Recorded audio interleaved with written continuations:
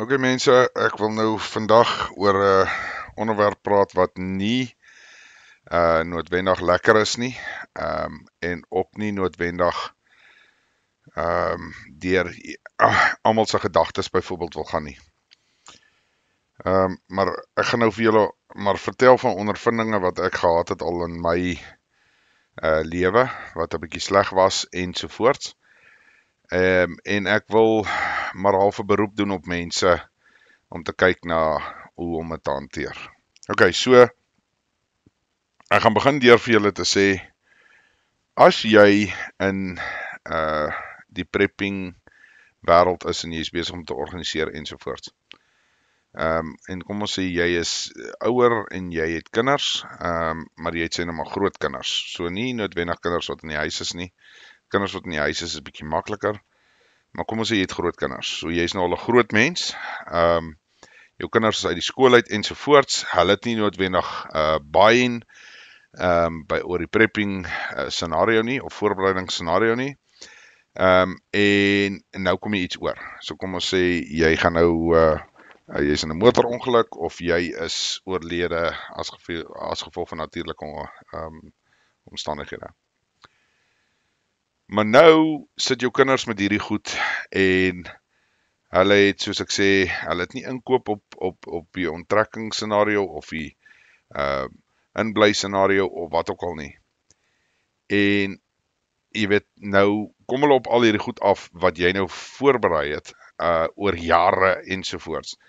En dit word either net weggegooi of dit word net tot niet gemaak. En ongelukkig wat baie keer gebeur of wat ek al opgetel het, dis amper meer uit onkunde uit, want hulle is nie eers heeltemal seker wat is wat jy daar het nie. So ek wil regtig 'n beroep doen op mense wat kan en die vermoë wel het, is om te sê, luister, as ek die volgende doen, jy weet, ek sal nie sê jy hoef dit byvoorbeeld in 'n testament nou te sit en dit te bemaak aan, sê nou maar, 'n organisasie of as aan iemand wat waar ook al is nie. Maar doen nie 'n bietjie die moeite en gaan en sê, okay, jy weet, ek het ek weet my ma was baie erg in hierdie voorbereiding ding in. Sy is nou oorlede en ek wil graag met Koos kontak maak wat deel was van hierdie groepering waaraan sy behoort het, en laat hulle dan nou van hierdie goed either by jou oorkoop of vat of hoe ook al. Daai besluit is nou uit en uit die mense sin. Maar ek het nou al meer as een keer gesien waar mense wat ongelooflike voorbereiding gedoen het, net tot niet gaan. Die mense gooi het uit. Want soos ek sê, weer 'n keer is dit maar 'n bietjie van 'n scenario van onkunde, en tweedens, jy weet, omdat die kinders glad nie belangstel nie.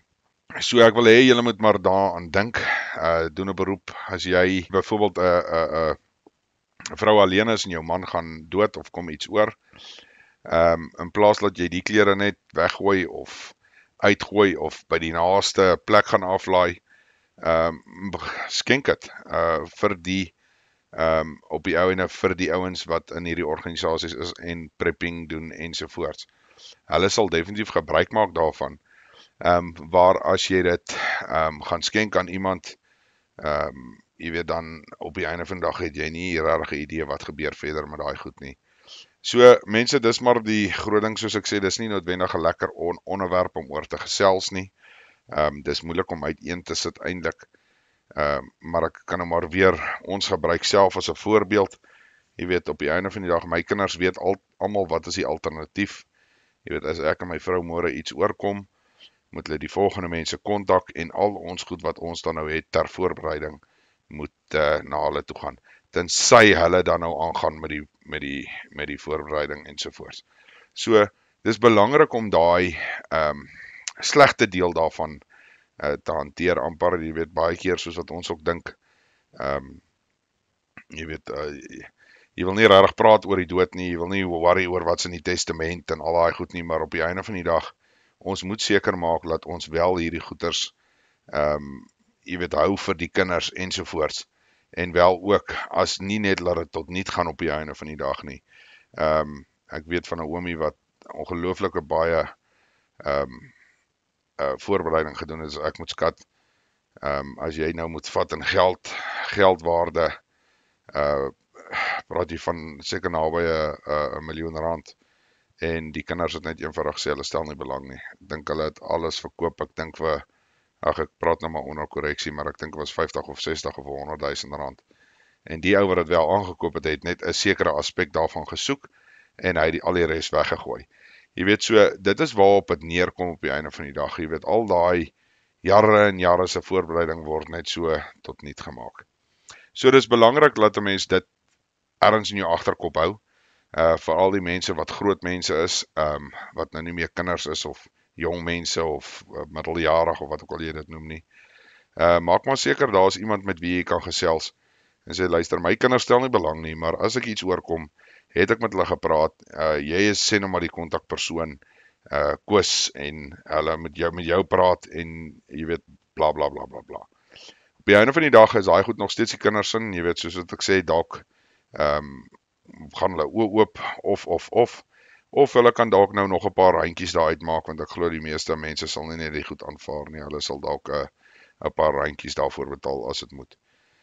Maar weer eens, soos wat ek sê, maak maar seker daar is ten minste 'n pad van kenniswese. Jy weet, kos en sulke goeds baie keer moeilik, maar daar's baie keer, hoe kan 'n mens sê, toerusting betrokke wat nie goedkoop is, en goedkoop, jy weet, dit het dalk nie noodwendig 'n tweedehandse mark vir, of is 'n baie niche market, so jy gaan dit nie net verkoop kry nie. Maar as die regte ou daar kom, kan jy dit actually verkoop kry. So dis iets om in gedagte te hou, mense. Asseblief dink daaraan. Soos ek sê, weer eens, dis nie die alfa en omega, en ek sê jy moet dit noodwendig doen nie, maar ek sê, soos wat ek wel sal sê, uit my ondervinding, en die paar keer wat ek nou al gesien het, ek het nou al 3 keer gesien in my lewe, wat ongelooflike baie voorbereiding tot niet gaan, omdat daar nie 'n plan was nie. Jy weet, dit is maar soos iemand wat doodgaan, en daar's nie 'n testament nie. Jy weet, dit veroorsaak maar net drama en moeilikheid op die einde van die dag. So, ja mense, dis vandag se video is 'n bietjie van 'n somber een, maar op die einde van die dag dink ek is ook maar nodig om oor sulke tipe dinge te gesels. Okay, julle moet 'n wonderlike dag verder hê, en dan praat ons môre weer.